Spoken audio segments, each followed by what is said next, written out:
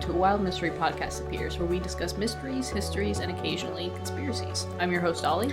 And I'm your co-host, Belle. Today we'll be discussing the murder of Elliott Speer, a reverend and school principal in 1934 in Northfield, Massachusetts. Today's trigger warnings are murder, shootings, religious and scholastic controversy, and threats. The opinions expressed in this podcast are the sole views and opinions of Belle and Ollie with a Wild Mystery Podcast Appears. These views are not intended to harm, offend, defame, slander, or negatively represent any individuals involved in a case.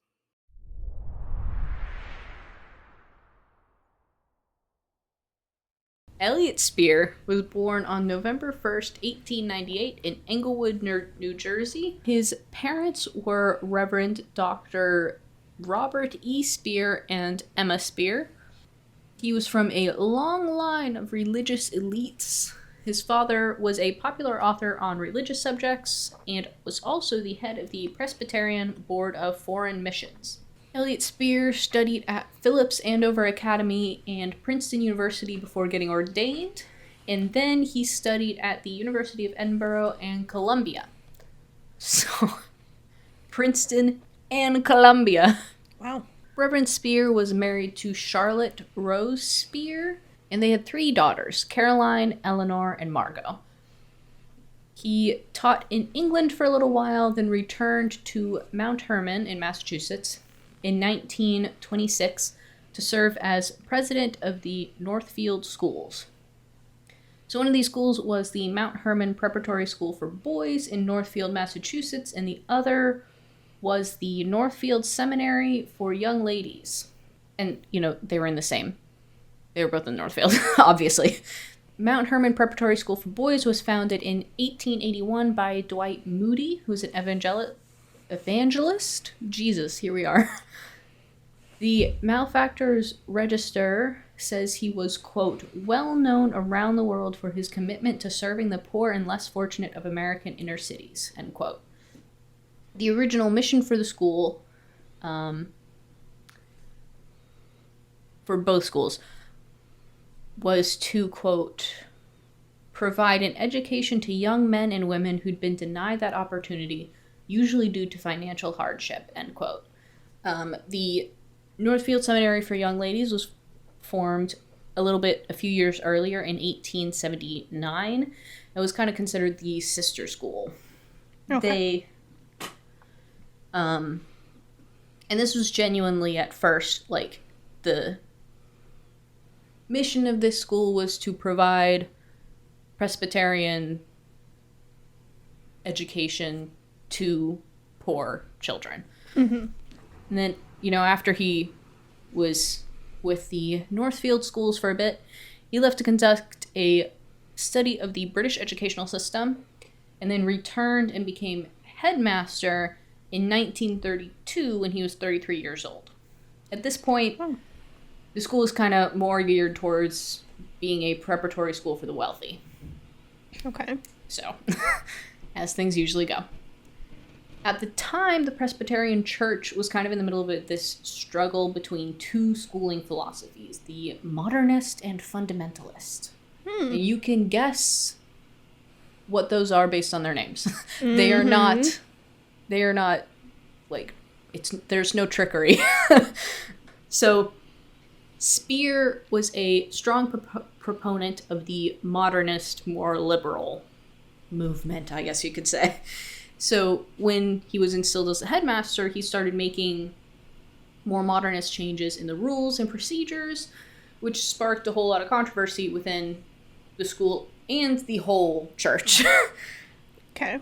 So before Speer was headmaster, the rules were so strict that a lot of students and teachers felt like it was more like a monastery. Speer loosened those rules, introduced interscholastic athletics, which, for anybody who may not be certain what that is, it's just any sport or athletic activity where competitions take place between schools. So literally football, soccer, cheerleading, gymnastics, Swimming, everything. all of it. All of it. All of it. So I thought it was wild that wasn't allowed before, but it was, I guess, early 1900s, so. Yeah. There were 2 especially controversial changes that he made. He introduced mixers that included the girls from the sister school. And he invited Norman Thomas, who is a Presbyterian socialist and pacifist, to speak on campus. Wow. And those were two things where there was a lot of pearl clutching, I guess. By late September of 1934, Reverend Speer was 35 and firmly controlled all policies at the school, and the church-wide controversy was still going strong. He was also, quick note, preparing to open another school in mid to late September, literally like a couple of weeks after this. So he was living in a home on the school's 300-acre campus with his family, his wife and 3 kids, and 2 Newfoundlands, Andy, who was older, and Amy, who was a puppy. Charlotte, his wife, her mother had recently been in an accident and was recovering in their home with her husband as well. So there was, in the school at the time, Speer, his wife, their 3 daughters, 2 Newfoundlands, the mother-in-law, or Speer's mother-in-law, and father-in-law. Wow. It was a fairly big home, I think. With that, though, we are going to take a quick ad break.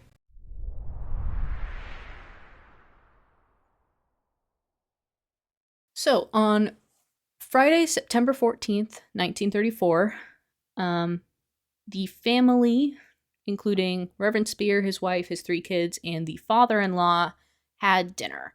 I didn't see that the mother-in-law joined them for dinner, so I think she's probably just upstairs resting, had dinner herself, whatever it may be. Whatever of the like. So Reverend Speer, after dinner, as was his usual habit, retired to his study. Because he was prepping to start the school literally the next week. So this was Friday. The school was starting the next Monday. Okay. So, literally 3 days is when he was starting this new school. So he was usually he spent a few hours between dinner and bed reading and writing in his study, where the walls were lined with bookshelves, and he had a big wooden desk with a window behind it that had a view of the massive lawn. At about 8:20 p.m., Charlotte and her father hear a gunshot and rush to Reverend Speer's study. When they burst in, Speer had stumbled about 20 feet from behind his desk towards the door and collapsed in the doorway with his wife, bleeding from the right side of his chest. He tells them, "I don't know what happened," and passes shortly after. So the investigation was led by District Attorney Joseph T. Bartlett. Are you thinking of Bartlett No, High? I was regretfully reading ahead and was like, oh, that's where that question came into play. Yes. I understand now. I had to Google this because I was like, what the text me the very shit? concerning questions sometimes, and I'm just like, I just have to be like, okay. You guys will know the kind of question in a But second. keep going. Yeah, sorry. So but yes, I was thinking Bartlett High School. Yeah. So Speer's wife and in-laws, when they were questioned, obviously couldn't think of any motive or suspect. It was found that he was shot in the right arm and the right side of his chest with a 12-gauge shotgun. If you, like me, don't know anything about shotguns, this is what I asked about. They shoot shot shells, or shells, which are filled with lead pellets. Is shot shells like you looked that up and that's what it said? Yes. Okay, because I was going to say, I don't know a single person who neither shoots did a shotgun. I was like, I don't... It's typically you hear buckshot, birdshot, or slugs. Yeah. Basically is what it's referred to. Sorry. But they shoot plastic shells filled with lead pellets. He was hit with 5 pellets of double-aught buckshot, which are each about 1/3 inch or 0.85 centimeters in diameter. Not fun. What? Not fun. No. The shell wadding was later recovered beneath a large maple tree beside the house by Massachusetts State Police. who suspected that a low-hanging branch provided cover for the shooter as they fired from a fairly sharp angle into the house. Through the window, obviously, at this point. And speaking of, there is a photo of investigators kind of peeking through the window where you can sort of see where everything happened if you want to look at there. Mm-hmm. So investigators, including State Police and Massachusetts Associate Justice Timothy Hayes, believe that either Speer stood and reached up with his right arm to get a book off a high shelf when he was shot, or the killer attracted his attention and he stood and turned around to look out the window. And that was the moment that he was shot. One of the maids reported hearing heavy running footsteps on the lawn immediately after the shooting. And another witness heard a car speed away from in front of the school's dining hall, which was a building about 200 yards or meters from the Speer home. They heard the car speed away after the shot and believed it to be a car that she had seen parked in front of the building earlier in the evening. There was a special inquest report by Massachusetts Associate Justice Timothy Hayes, which was conducted in December 1934.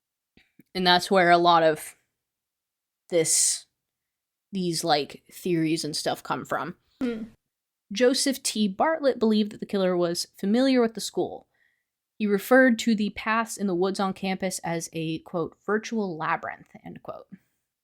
He also wrote, quote, in the utter blackness which prevails on the campus at night, no stranger would have found his way to the house in its remote location and then escaped, end quote. They briefly also thought that this theory was supported by the fact that the dogs didn't bark at the time of the murder, but it was debunked because Andy was, largely unbothered, I guess, by investigators around the home in the 4 days after the murder. And at the time of the murder, Amy was locked in a kennel at the back of the house, which was her usual sleeping arrangement at the time. Being a puppy, Yeah.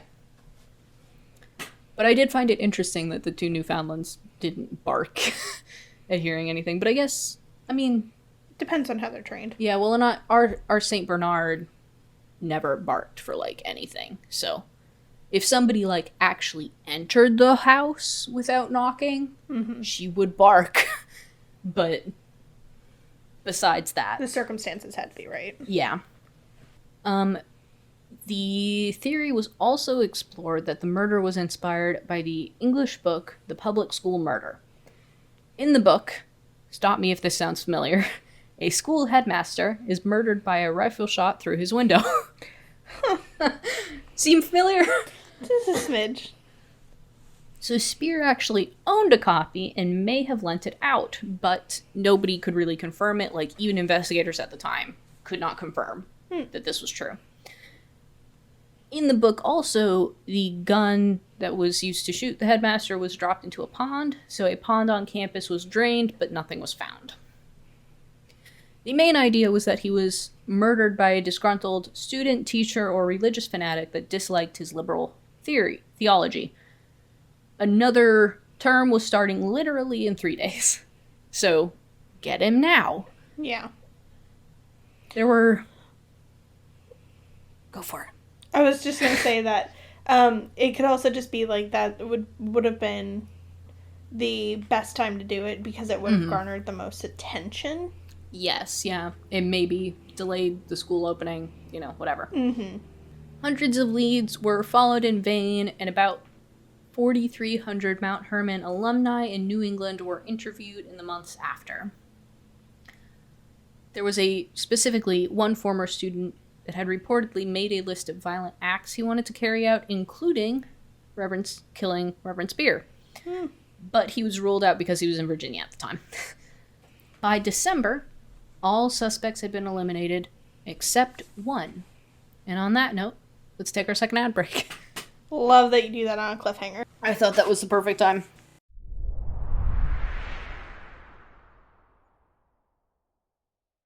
The one suspect that was not eliminated was Thomas E. Elder, the school's dean and president of the New England Cattlemen's Association, randomly. He was more fundamentalist and was upset that he was passed over for headmaster, and reportedly had a contentious relationship with Speer. He was known for his quick temper and holding a judge. He also had a speech impediment, and it was hinted by some that this was why people disliked him, for, unfair reasons, because he apparently spoke pretty slowly and had a stutter. Well, I just think it's like, it makes you wonder, is that Thomas Elder saying that, well, they don't like, this is why they don't like me, is because I have a speech impediment and stutter, or is that, like, people are saying, oh, we don't like him because he has that? I read that from a former student who had reportedly written an article, and he didn't outright say that some people were unfair towards him because he had a speech impediment, but he did hint at it pretty strongly. He was also described as kind by a lot, and some students actually attested that he had helped them financially or to get into school late. So basically, two sides to this story. There was, however, a lot of circumstantial evidence against him. So he was known at one point to have owned the same kind of shotgun as the one that killed Speer, but he denied it to the police, which doesn't help his case. His friends informed investigators that this gun had a defective trigger guard, and after the murder, Elder had an injured right index finger. So I don't actually know what the fuck a defective trigger guard means, but I assume it just means it doesn't protect your finger. Or may, in fact, harm your finger. He also placed a call to the Speer home on the night of the murder, shortly after the murder. Investigators speculated that he wanted to make sure he was dead, but my theory when I first read that was it shortly enough after that he could have pointed to this as an alibi, I'm sure if he was questioned, he would say, well, I heard a shot, so I called. Yeah. There were 2 letters found that appeared to establish a friendship between the two men. One was from Elder to Speer, one was from Speer to Elder. But these were believed to be forged, potentially by Elder, to make it less likely that he had a motive. This is wild to me, if he did actually forge them, because, there is so much evidence that these two did not get along, that how the hell did he think 2 letters were going to help? Yeah. Some say, you remember that Speer may have lent out his copy of the public school murder? Mm-hmm. Some say that the person he lent it out to was Elder. And that this happened shortly before his death. Again, nobody could confirm this. Elder also turned several campus clocks ahead by 15 minutes, including, somehow, the clock tower of the chapel and the clock on the mantelpiece of his own home. On the night of the murder, Elder was entertaining a young man at his home when he pointed to the clock on the mantelpiece, said it was getting late, and ushered him out of the home saying, I have to go someplace. Little known to Elder, this guest was a shortwave radio enthusiast who realized upon getting home and receiving a message that Elder's clock was wrong. Police believe that this was to establish an alibi. I just want to say, for all the reporters out there, that the phrase Elder was entertaining a young man at his home is not the way that you word it. Yeah, I don't know if you saw my face, but I was like, yes. Interesting. I think back in the day, they were, not worried about that innuendo. Don't just do this. Just don't do it anymore. He had a guest over. Unless you want to imply unless you know what you're implying. They were roommates for 80 years. Yeah. There was only one bed. I don't think that was this scenario, but No, I know. and like, frankly, if this was to establish an alibi, he might have invited this dude over just to establish an alibi, and then fucked himself over. Yeah. Yep. So, in the December inquest, all of this evidence and more was presented to Justice Hayes. It was a 7-day hearing that was closed at the request of the prosecution to prevent the suspect from framing a defense or fleeing. More than 60 witnesses appeared during this hearing, but at the end of it, Hayes did not feel that the case against Elder was strong enough to present to a grand jury, and especially not to a trial court. The hearing ended up determining that Reverend Speer was killed by, quote, a person unknown to this court, unquote. In the special inquest report, Hayes hinted that there was a plausible suspect, but stated under Massachusetts law, circumstantial cases must meet certain conditions, and their case didn't. Basically, you had to prove beyond a reasonable doubt that somebody did something, and that was, he did not feel that their case did that, so it was not worth the risk of going to trial. Which, I think I have to agree with him. Yeah. So Elder retired from the school shortly after the report was released, 5 months after the murder, and moved to New Hampshire and started operating a poultry farm, which is a wild career pivot. We've seen many of those. In May or June of 1937, though, 6 years after the murder, 66-year-old Alan Norton goes to the police. Norton was a cashier at the Mount Herman schools at the time of the murder, but had retired to Greenfield by 1937. He goes to the police agitated and tells them that he was putting his car into the garage when he saw Elder in the doorway pointing a shotgun at him. Then Elder says to him, "Hey Norton, I want to talk to you." And Norton, rightfully so, ducked behind his car and Elder bolted. A neighbor confirmed his story and saw an armed prowler free in an automobile. Elder was of course arrested and charged with assault with intent to murder. He said he had been with his wife at a hotel in New Hampshire at the time. His relatives raised bail, and Elder ended up saying that Norton's story was absurd, and at trial he was acquitted.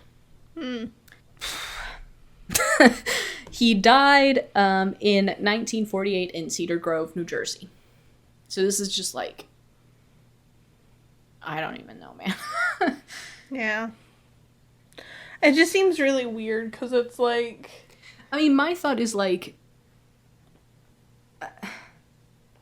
the neighbor confirmed that someone showed up, right? Yeah.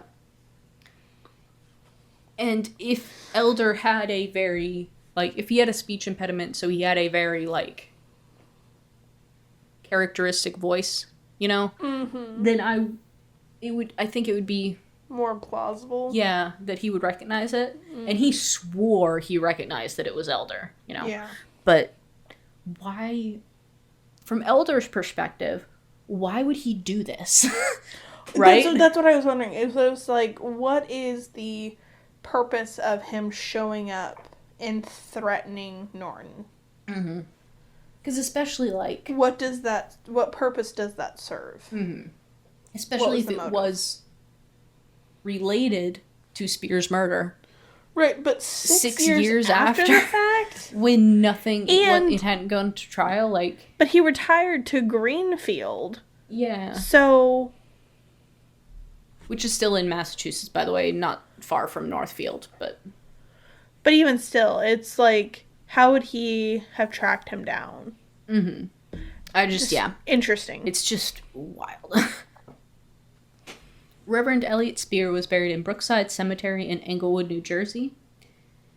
In a letter to the New York Times editor shortly after the murder, Jean C. Cotran of New Jersey brought up the sensationalized nature of the case and said, quote, "The papers have centered on the sensational features of the crime, but have barely mentioned the irretrievable loss to the cause of education and character building," end quote.